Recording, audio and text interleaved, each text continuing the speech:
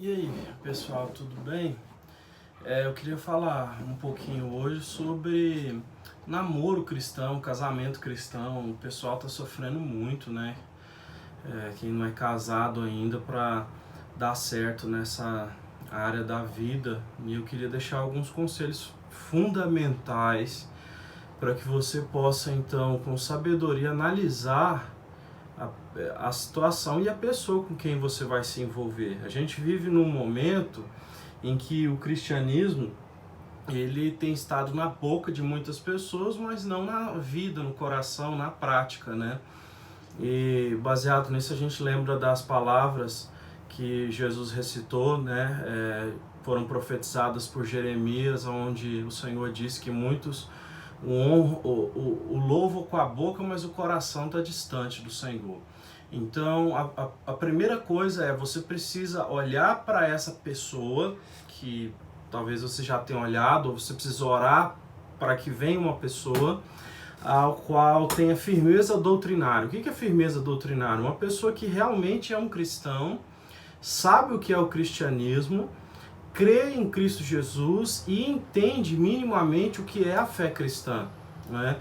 A gente acha que isso não é importante, mas é muito importante, porque você vai se unir a uma pessoa que vai partilhar da mesma fé que você. E Amós 3:3 diz: como dois poderão andar juntos se eles não tiverem comum acordo?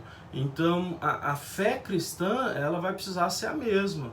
Então, você não precisa ser um mestre da Bíblia, um teólogo, nada disso, mas você precisa encontrar uma pessoa que tenha firmeza doutrinária, né? Que de fato vive Cristo Jesus, que entende a justificação de Jesus, entende a importância da confissão dos pecados, que entende que a salvação é pela graça. Então, alguém que de fato tem base cristã. Não é uma pessoa que só diz que é cristã. Então, isso é uma coisa muito séria que a gente deve olhar. Essa pessoa deve ter maturidade cristã, maturidade doutrinária. Não deve ser um leigo na fé, um novo, um neófito, como a Bíblia diz. Deve ser uma pessoa experimentada na fé, alguém que está andando com Cristo e não desistiu.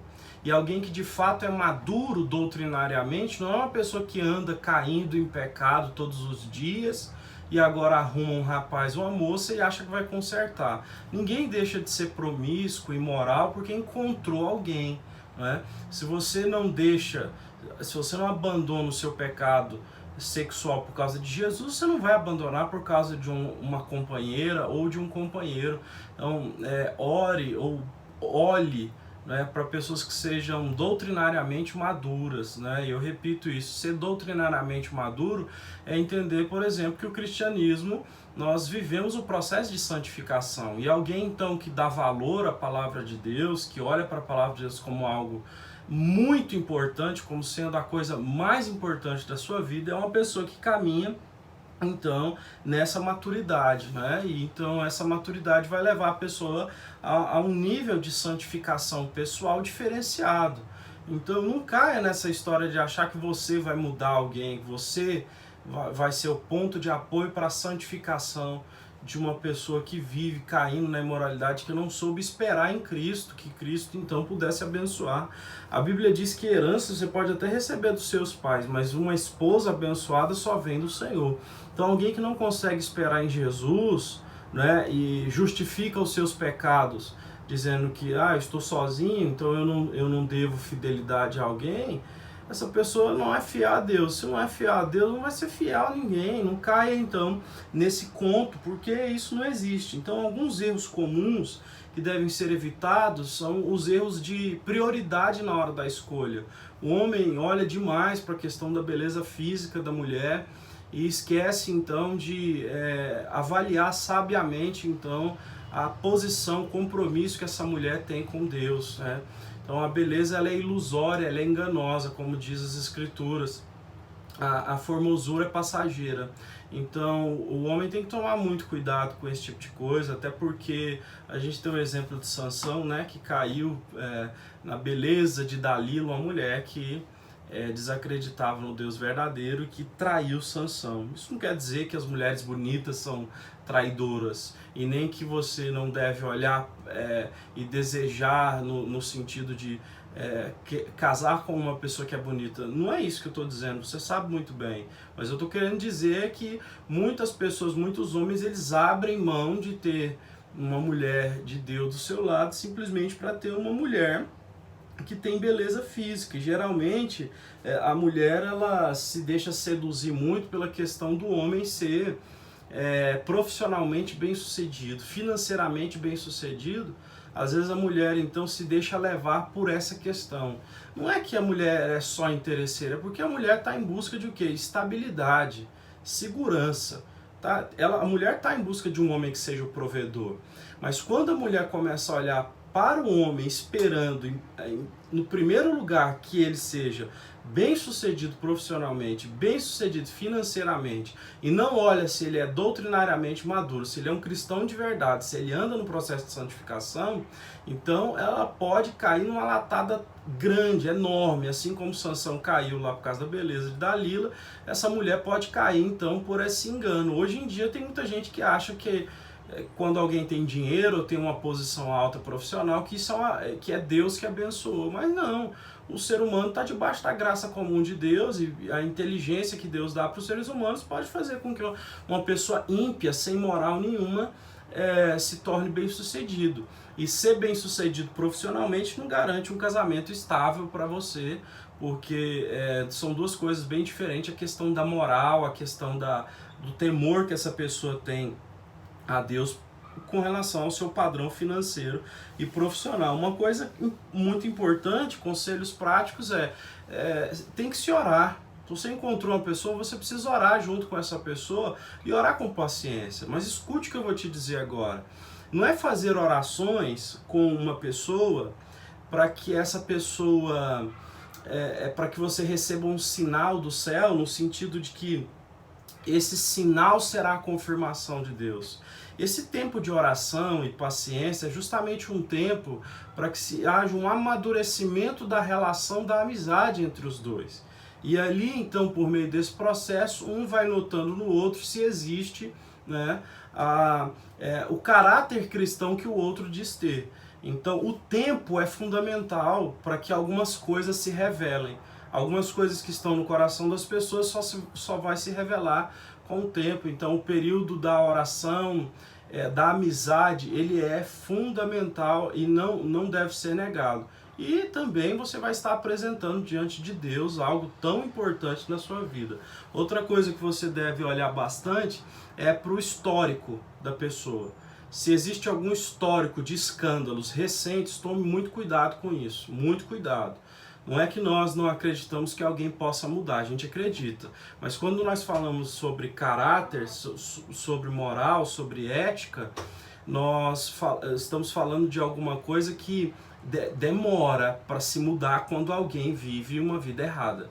Então, se essa pessoa tem um histórico de escândalos recentes ou de uma vida imoral recente, tome cuidado com isso, que essa mudança, para essa pessoa viver essa mudança, então, é um tempo grande. Quando Jesus me resgatou, que eu tinha ali 15 anos mais ou menos, então eu vivi, não é, dos 15 anos até o período que eu fui casar, nesse processo de santificação. A gente não pode dizer que não existem deslizes, mas existe um processo. Ninguém é perfeito, mas existe um processo ao qual você não aceita viver no pecado.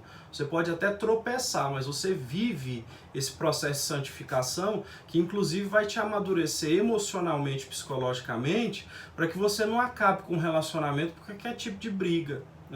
Então o período da santificação, da reestruturação do caráter, se essa pessoa teve um passado imoral, ele é fundamental então para que haja essa reconstrução das emoções, da forma de se lidar, porque uma relação não pode acabar simplesmente porque os dois discordam de uma coisa simples, de uma coisa pequena, Então é fundamental isso. Então assim, só alguns pequenos conselhos para que você então comece a orar a respeito disso, para que Deus possa então abençoar. Por fim, para a gente encerrar, é muito importante então que se olhe a forma como os pais conduzem essa parte da vida dos filhos com relação a um futuro casamento, não é? Qual é o conselho que a mãe dá para uma filha? Para ela olhar mais para um rapaz bem sucedido? Qual é o conselho que um pai dá para um filho? Que ele escolha a mulher mais bonita para ele casar? Qual é a bagagem familiar que existe com relação à preparação para o casamento? Isso é muito importante de se olhar, assim como é importante você olhar como o rapaz trata a mãe dele, como a moça trata o pai dela, isso é muito importante, a gente sabe. Mas qual é o histórico? Essa pessoa ao qual você quer casar, ela tem sido preparada pela família, tem sido educada para a família para casar ou não? Você tem que pensar sobre isso, porque a preparação para algo tão sério como o casamento, ela não acontece assim do dia para a noite. Muita gente se separa porque diz que está casando porque Deus disse que era para casar. Isso não existe. Você precisa analisar as questões, você precisa avaliar. Então você está casando com uma pessoa que não foi educada pelos pais para casar, mas simplesmente para ser bem sucedido, você tem que tomar cuidado, porque essa pessoa pode não priorizar o casamento. Deus tem que estar acima de tudo. E depois é a família. Então, quando você se casa com uma pessoa, esse núcleo familiar que é montado é a coisa mais importante depois de Deus. Então, como é que essa pessoa lida com essa questão?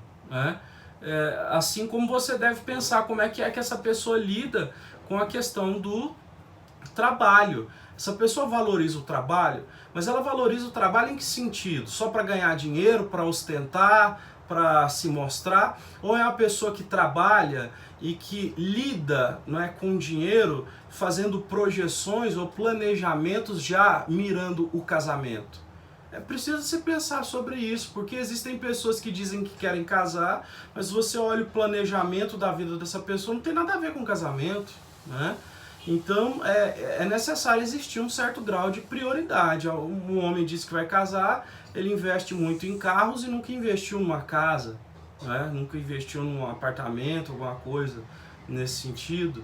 Então isso é muito importante. E também alguém que vai estar disposto ou disposta a crescer junto com você, né? Crescer no sentido de não querer te pegar pronto, no sentido de que você não vai achar ninguém pronto, então alguém que vai crescer junto com você e se desenvolver. Então, assim, são alguns conselhos, algumas coisas para você meditar, entender que essa questão de escolher uma boa pessoa para se casar é uma questão muito de avaliação. Você põe tudo em oração, mas você precisa avaliar, pensar muito bem, você precisa dar tempo. A Bíblia diz que você não pode tomar decisões com o coração agitado, com precipitação. Diz as Escrituras que na multidão dos conselheiros a sabedoria. Então o conselho de pessoas mais experientes, de pessoas que têm temor de Deus sobre esse relacionamento que está começando, deve ser uma coisa que você deve valorizar bastante, para que você não caia numa situação ruim. Hoje em dia, a cada 2 casamentos que acontecem entre evangélicos, em um há separação. Por quê? Porque os evangélicos vivem o padrão do mundo, mas diz que é evangélico. Então não faz muito sentido. Uma pessoa só vai interpretar o que é o casamento e a importância do casamento, só vai interpretar corretamente se ela for uma cristã ou for um cristão de verdade. Então você precisa olhar muito para essa questão. Então muita gente vai parecer cristão e não vai ser. Outros não vão parecer cristão e vão ser. E só o tempo para você analisar a questão, orar junto com a pessoa, é que vai revelar quem é quem. Então a Bíblia diz que nada que está escondido vai ficar. Deus há de fazer revelar. Mas é necessário então que haja essa prudência e essa sabedoria para que você não se dê mal nessa área tão importante da sua vida. E pare de ser passional, extremamente emocional, em querer tomar decisões movido por paixão e sentimentos. Muito cuidado com isso. Hoje em dia o valor e o padrão de amor, paixão, sentimento está totalmente alterado. Só se você for para a Bíblia, só se você se fortalecer doutrinariamente, aprender as Escrituras, é que você vai colocar tudo no seu devido lugar para não ser enganado, então, pelo seu próprio coração, porque o nosso coração é enganoso. E a Bíblia diz que nós temos que guardar o nosso coração, esconder a palavra de Deus no nosso coração para não pecar contra Deus. Fica essas dicas aí para você. Que Deus te abençoe.